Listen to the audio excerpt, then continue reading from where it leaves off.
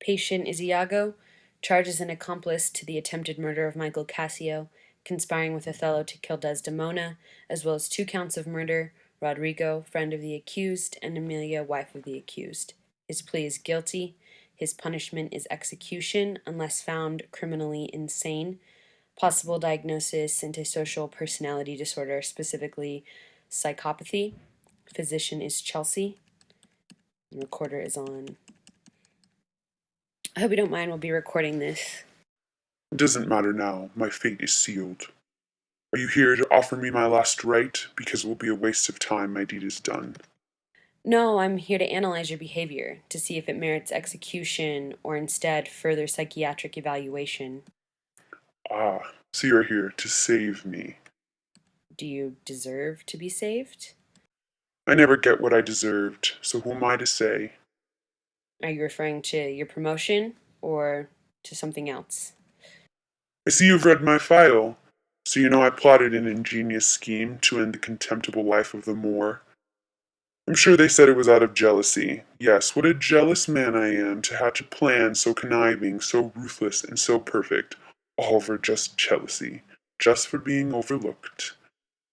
I see. Jealousy seems to only scratch the surface of your true motives. Your plot was calculating and maniacal, I agree. But why, if not for just being thrown in with the dime a dozen soldiers and passed over for, what's his name? Cassio. Ah, you know of the bold and sparkling Cassio. I know he was woven into your plan, yes, and I know he got the job that you wanted. Cassio is inexperienced and superficial. Why everyone is so infatuated with him, I cannot understand. You're referring to Cassio in a very physical manner. That is, you're almost referring to his beauty, if you will. Hath the daily beauty in his life that makes me ugly. Yes, everything does seem to shine for Cassio. Of Cassio, I am the green-eyed monster. But he was just a pawn, and jealousy was a minute part of my endeavor. So tell me of your plot. I read about it in your file. It's quite elaborate, but I'd really like to hear it from you. The plot was simple, really. It hinged on the Moor being so insecure, so easy to manipulate. What do you mean, insecure? An outsider, an old black ram, or an erring barbarian who must constantly try to convince society that he is not the animalistic brute here to steal the chastity of women through his witchcraft. His wife cheating on him would not have been so plausible if he wasn't already prone to such anxieties. So you could play off his emotions. So do you hate him because he's a Moor, or because there are rumors that he slept with your wife? The color of his skin never mattered to me, as long as he gave merit where merit was due. Speculation perhaps had gotten to me, though I never felt anything than a possessive affinity to Amelia. I killed her without a second thought. You don't refer to him as Othello, just by his race, the Moor. That's because I hate him, not because I care what his skin is like. If Cassio were a Moor, I would call him the same. Tell me of your relationship with Emilia. What was the nature of that relationship? Amelia served me well until the end. She wanted to please me. She kept my secrets. It was because of her getting the handkerchief I was able to ensure Desdemona's downfall. I counted on her fear of me to ensure her cooperation.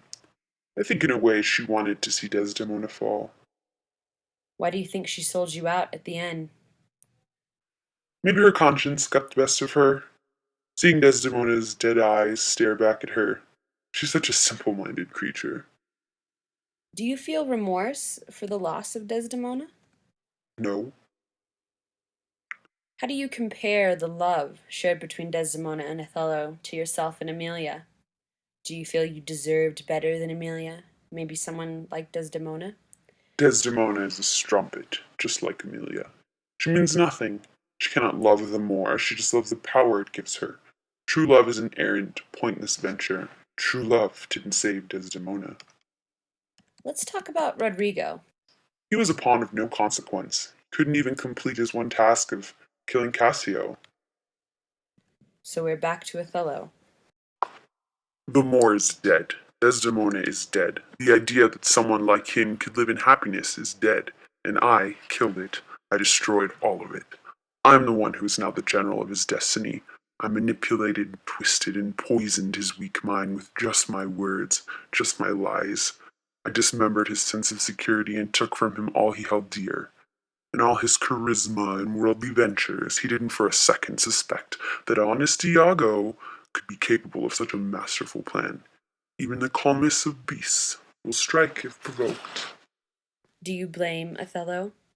For denying me what is rightfully mine? Yes, I blame him, and I, the honest Iago, was able to punish him. Guard, you can take the patient away. We're done here. The time is 3:30 p.m. on Wednesday, April 15th. After speaking with patient Iago, I conclude patient has no remorse or guilt for the crimes he has committed, indicating a clear lack of empathy.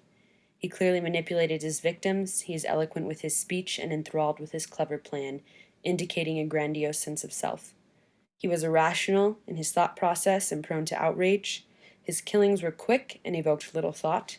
He takes no culpability for his actions in a moral sense. Destroying Othello was what was right and necessary. His relationships with people are parasitic in nature.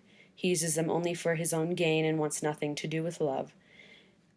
His constant reference to animals within the account suggests a bestial, brutish nature that cannot be cured with modern medicine. If this honest Iago had a soul, it is long gone. He fits all the characteristics of a textbook psychopath, but I venture to wonder if he hadn't been given a reason to snap, would his condition have gone unnoticed? Or was it just a matter of time before the other Iago reared his ugly head? It is my recommendation the accused be kept in an institution for further examination until it is clear if his behavior is in fact ingrained into his psyche or if he is simply a jealous wretch.